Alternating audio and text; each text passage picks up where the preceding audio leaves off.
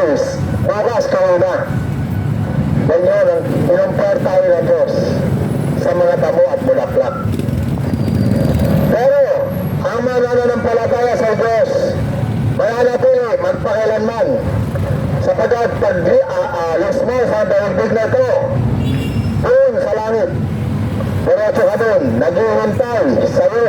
Ano ang naghihintay? Naghihintay ang mansion, ang sabi ng mansion daw. Ano yun? May bibigay ang iba, hindi mansion.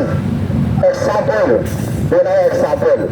Kasi si Lucifer, ginawa niya ng Diyos yan, anghel, na nag-rebelde sa Diyos. Pinamahalaan ng Diyos si Lucifer ng mga lugar, ng mga firestone place. Anong firestone? Nakita niyo ba yung araw? Ayan ang firestone, naglalagablab. Planeta na naglalagay. Panamahalaan si Lucifer ng lugar na ganyan, na marami naglalagablab ng mga firestone. Stone lang sa Diyos yung araw na. Baka nga maliit lang ng butil ng buhangin sa Diyos yan. Ngayon, ito si Lucifer, parang naboring sa lugar na yan. Umalis, pumunta sa ibang lugar. Saan siya nakarating? Sabi niya, aakit ako sa lugar kung saan sa kanan, sa taas-taasan ng Diyos. Yun ang sabi niya. So kung saan siya nakarating siya sa ibang mga habitation dahil pinatagalan ng Diyos sa ibang mga anghel naman. Kaya iba-iba sila ng teritoryo, yung mga anghel na yan. Iba-iba sila ng dominasyon. Ngayon, si Peter, dahil napakaganda ang manumbag ng Diyos na kaanyuan, siya ay babaluti ng 12 klase ng mga bato na tinatawag na beryllium, topaz, diamond. Basta yung pinaka mahal na bato dito ngayon sa Pilipinas, sa buong mundo, yan ang baluti ni Satan. Yan ang baluti na binigay ng Diyos sa kanya para kahit na magkuha-kuha siya doon sa araw, ano lang siya, wala lang sa kanya. Binigyan siya ng mga pakpak at baluti na yari sa dalaman. Libre, walang hirap, basta doon ka lang, yan ang bantayan mo. Sino man lang dyan, ikahawi mo, halimbawa lang, ganun. Basta may order sa kanyang load. Pero ang nangyari, dahil nababoring siya, talaga naman mga naglalagablab na mga bato, lugar ang kanyang pinupuntahan. Ang ginawa niya, umalis siya sa lugar na yun, nagpunta siya sa ibang habitation na mahigpit na nagbabawal sa mga anghel, na silang alis kung saan doon lang silang ronda sa mga lugar na pinahali sa kanila ng Diyos. Saan sila nakarating? Nakarating siya sa ibang habitation ng mga anghel. Ngayon, dahil nagagulalas ang kanyang appearance, anyo, na humali, kumbaga sa'yo na-entice niya ang ibang mga anghel, na brainwash niya. Kaya marami sumama sa kanya. Ang sabi ni Satan, bakit tayo papahalitan sa mga tao? Napaka mahinang tao lang yan. Bakit bibigyan na ng pamamahala ng dapat sa atin umahin yan? Nag-rebel na sila sa Diyos. Ayun ang nangyari. Kaya marami sumama sa kanya dahil niya, hanggang pinapalayas namin ang mga demonyo, pinakampo na si Jonas, na Lucifer, pinapalayas. Hindi nyo lang kasi araw-araw na ngayon, ginagawa niya araw-araw. Hindi nyo na yung experience ko ng mga spiritual na battle na sinasabi ng Diyos sa bawat tao na nandito nakasulit sa Biblia at mga actual na may sasagot para sa ating ispanang buhay ngayon habang tayo nabibuhay. Maraming letters na dito. Ang ating pinag-uusapan lang ay mga nakaraan na yung makakapagbukas ng ating isip. Yun nga, marami. Alam niyo ba kung gaano karaming sa bilang ng anghel na narahima kay Satan o sa ating mababaw na salita na brainwash ni Satan? Nasa sa bilang na tinatala sa Biblia, sa isang bilyon na anghel, sa tinatala nila na nakasaad, ay 1/3 ng 1,000,000,000. Ilan ang 1/3 ng 1,000,000,000? So, 350 million na anghel, ganun ang nasa ilalim ng lupa ngayon. Nagpanapo ng Diyos dyan sa Hades o Hell. Na ngayong araw, na ngayong panahon na to, nirilis, kaya naglipa na ang mga demonyo ngayon sa buong mundo na nagpapahirap sa tao. Ayan. O gano'n ngayon kahalaga ang salita ng Diyos? Akala natin nabubuhay lang tayo sa laman. Hindi. Ang nabubuhay talaga sa atin, ang kaluluwa natin. Yung laman, kumbaga sa doon, relate sa atin, nakakapit lang dyan ang soul natin sa ating flesh. Ang laman natin kukupas, kaya dati bata ka, baby ka. Kaya naging pinatat, dalaga ka. Tapos, ano sa maging, ano ka na, tigasin ka na. O, diba? At parang pampamas na ano mo, parang multi mo, parang tawag lang, pamas award na. O hanggang lumabas ang panahon, parang kaya mo lang yung mga ano, kung ano, nagkaroon ka na lang tinatawag na dito, nagkaroon ka na. So lumilitas tayo yung katawan na ito, na kung saan, tayong mga tao ay naka-enroll lang tayo sa katawan na ito na nilood ng Diyos na tayo ay mabuhay na ito. So walang magutan ng ating mga magulang. Pero ang iyong kaisipan na lumalago at lumalakas ang puso mo, ang emisyon mo na nagnanais ng mga bagay sa gaitod na ito, yan ang iyong kaluluwa, naka-engrave sa iyong katawan, nakakapit sa iyong mga buto.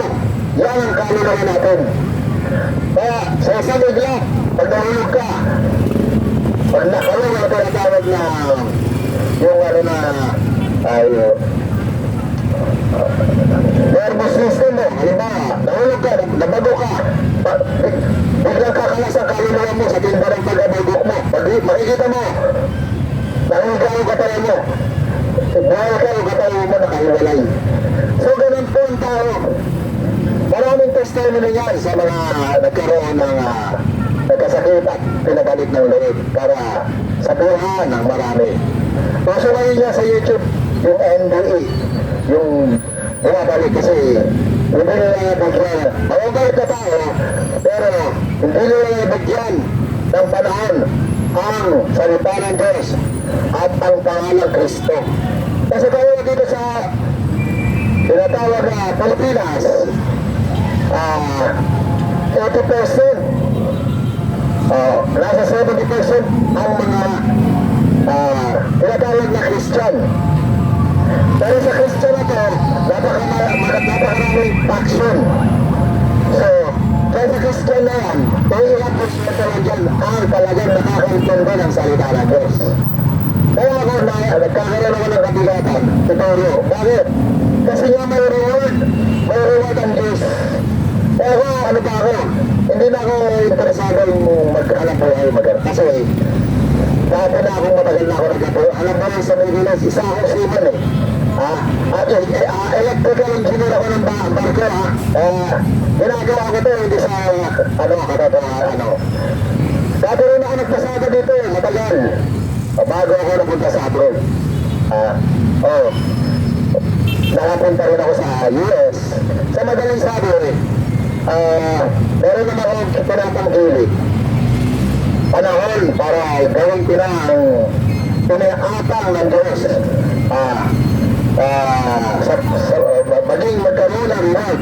Bakit? Balik tayo kay Satan, sa usapan natin kay Satan, yung reward. Si Satan, binigyan niya ng baluti para doon sa habitation, binigyan sa kanyang Diyos, kanyang paglagay ng kanyang tinatawag na pag-stay. Ang ginawa niya, lumayo ko tinatawag na gano'n siya, kumbaga sa terms, nag-overshoot siya, o lumampas siya. Hanggang nakarating siya dito sa earth na kung saan ang tao na nakalikha ayon sa walis ng Diyos. Ano? Ang tao ay nalikha ayon sa walis ng Diyos. Kaya sinasabi ko, special ka. Kasi ikaw ay templo ng Diyos. Isa kang walis ng Diyos. Katulad na Kristo, na Jesus, naging tao, na pwedeng maging tao, at nung bumalik sa kanyang anyo, na siya ngayon, pwede magsaling sa Diyos at buong sa Ama. Kaya, pwede sabihin na ang Diyos ay isa. Pero sa huling panahon, ibinigay ang misteryo. Others, babasahin natin muli sa mga Hebrew. Ibinigay ang misteryo. Ating babasahin. Ang Diyos na nagsalita ng unang panahon. Sa pagod ng panahon nila, Haring David, hindi nila nakikilala ang Diyos. Nakikilala lang nila ang Diyos bilang Yahweh. Anong Yahweh? Anong Yahweh?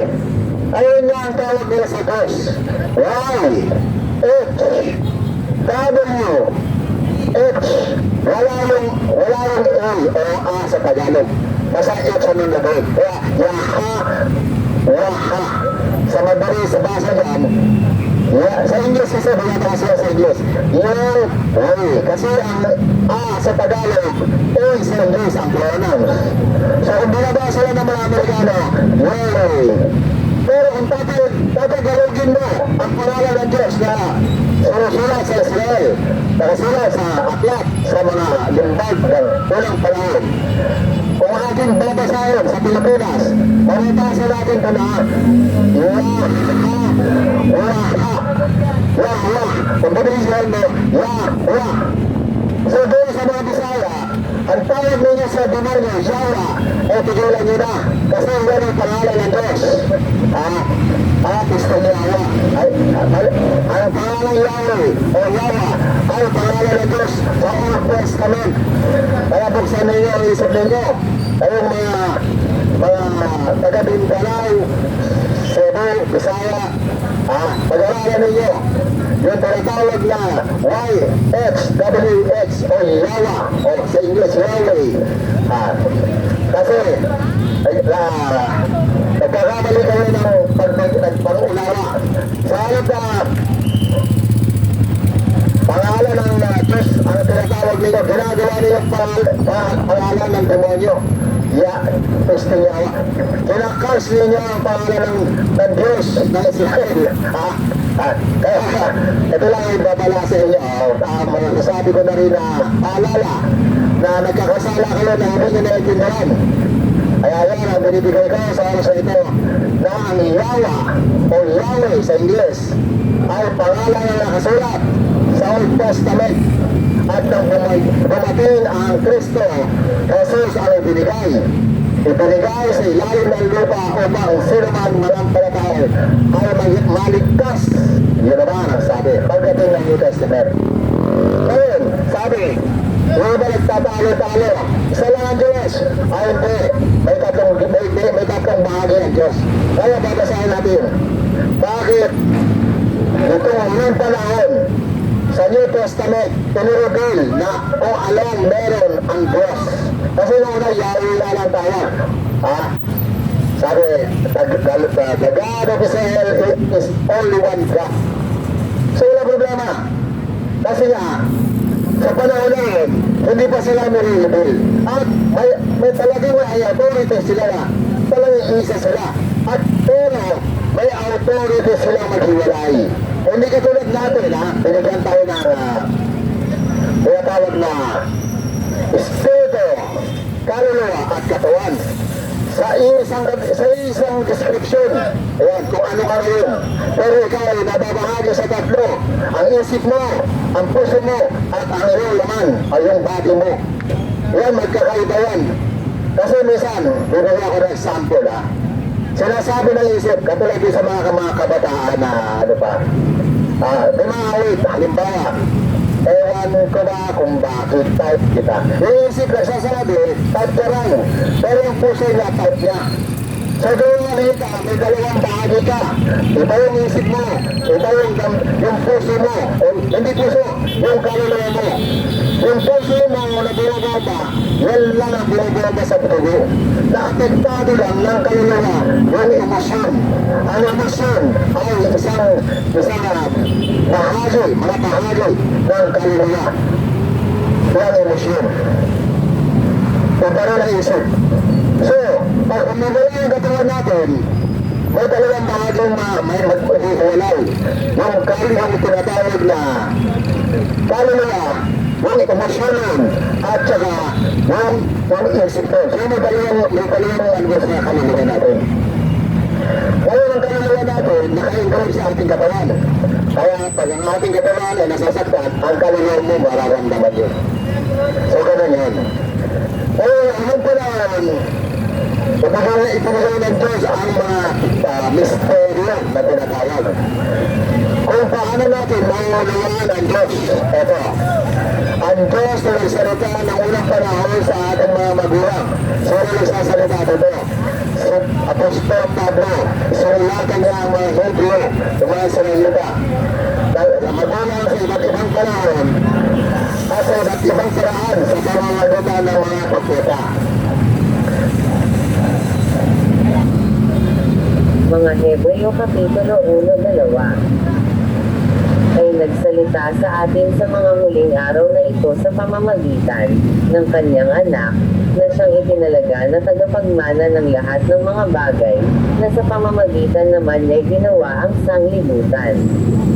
So makita natin meron pa, hingi tayo ng tulong sa apps. Ang Biblia actually nagsasalita na ngayon, hindi mo na kailangan basahin. Mahina nga lang. Ang sabi,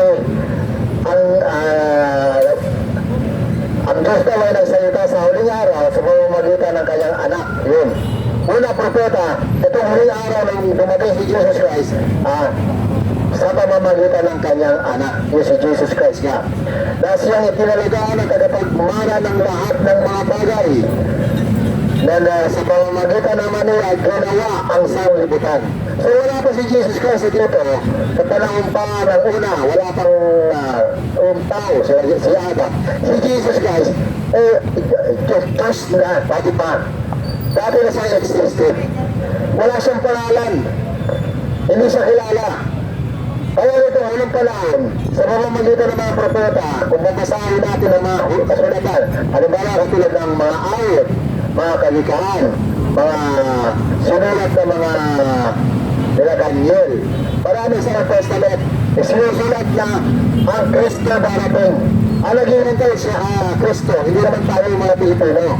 Ang naghihintay sa kanila, yung mismong mga Israeli, kasi sila ang binigyan ng kautosan at actually mga propeta nila yung nagsasalita na ipapagay sa kanila. At darating ang Kristo, ang Misayas, na tagapagligtas.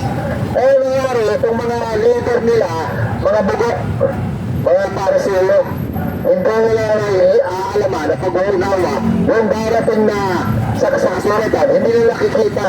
Bakit? Kasi nga, may Diyos na nagpapaunawa. Sila, parang politics na lang mga dating sa kanila. Pero, kasi sa panahon na, nag-iurip ang Israel. Kahit kaminado nga sila, under tinatawag na, under control sila ng mga Grego, yung mga hari ng Grego. Kaya kontrolado sila. Pag hindi sila sumusunod sa Grego, tatanggalin ka sa pwesto mo. So, kaminado sila, parang politika ang dating. Kaya, hindi na makita yung mangyayari. At sa Herodes, yun nga yung hari noon. Ayan.